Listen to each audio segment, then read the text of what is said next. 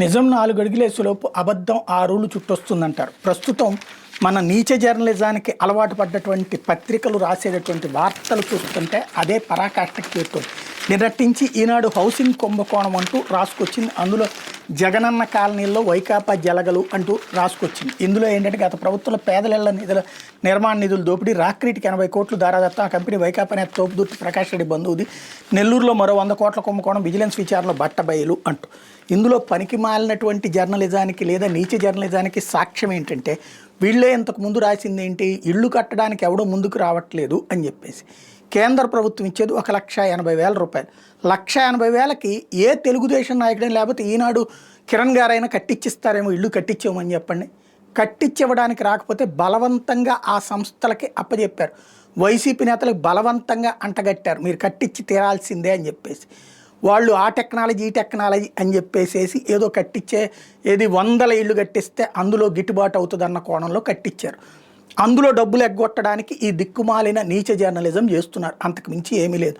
అంతకుముందు టిడ్కో ఇళ్ళు అని చెప్పేసి ప్రజల దగ్గర నుంచి 50,000 రూపాయలు తీసుకుని, బ్యాంకుల దగ్గర నుంచి 4 లక్షల రూపాయలు తీసుకుని అవి కట్టకుండా గృహప్రవేశాలు కూడా చేయించేశారు. ఆ తర్వాతన తీరా చూస్తే ఇళ్ళు లేక ఏడుస్తున్నారు జనం. 20 లక్షల ఇళ్ళు ఇచ్చామని తప్పుడు ప్రచారాలు ఇదే నీచ జర్నలిజం చేసిన పత్రికలు రాసిని, అదే రాజకీయ నాయకులు నోటికొచ్చినటువంటి అబద్ధాలన్నీ చెప్పుకొచ్చారు. అదే సందర్భంలో అవన్నిట్లో మళ్ళీ కొన్నిటి 50,000 ఇళ్ళు జగన్ పూర్తి చేసి ఇచ్చాడు. మొన్న మధ్యన 1,00,000 ఇళ్ళు ఏదో పూర్తి చేస్తూ ఉంటారు. ఇప్పుడు వచ్చిన తర్వాత అవి ఎంతెంత పడ్డాయి? ఒక్కోటి అపార్ట్మెంట్లో ఫ్లాట్లాగా కట్టేదానికే 4.5 లక్షలు పడ్డాయి. ఇక్కడ ఇండివిజువల్ హౌసులు 1,80,000 రూపాయలకి ఇల్లు కట్టడం సాధ్యమవుతోందా? కొంతమంది కట్టుకున్నారు. ఎవరు?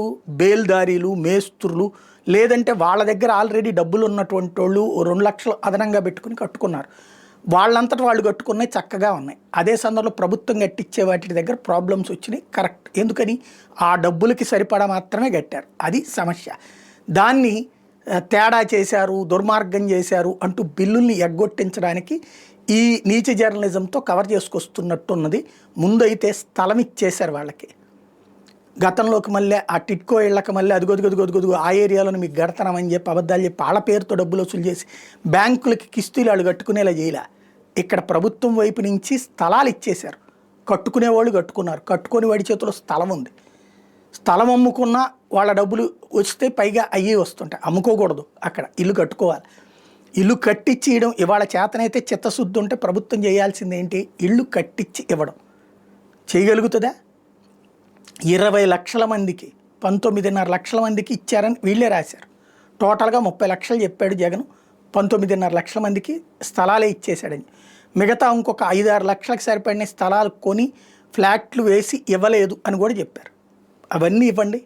కనీసం అవి ఇచ్చేసి ఆ స్థలాలు వాళ్ళ చేతికి ఇచ్చేసి ఆ 1,80,000 డబ్బులు ఇచ్చి వాళ్ళని కట్టుకోమని చెప్పండి. కనీసం రేకుల షెడ్ అన్నా వేసుకుంటారు, లేదా సింగిల్ గదన్నా కట్టుకుంటారు, బ్రతుకుతారు. అలా కాకుండా నీచ జర్నలిజంతో దాన్ని కవర్ చేసుకురావడం అంటే జర్నలిజం విలువల సంగతి దేవుడెరుగు. మానవత్వం కూడా చచ్చిపోయినటువంటి మనుషులతో నడుస్తున్నాం అని అర్థమవుతుంది.